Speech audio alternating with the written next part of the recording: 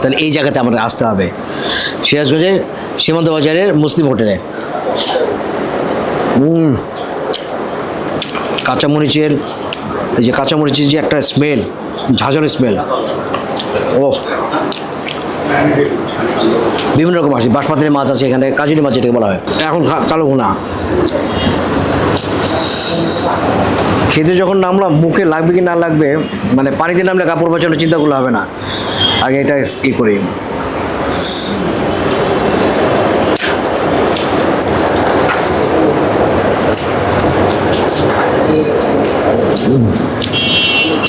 জোস।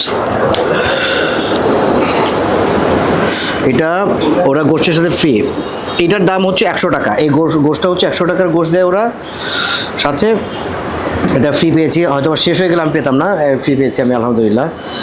এখন এই মাংসটা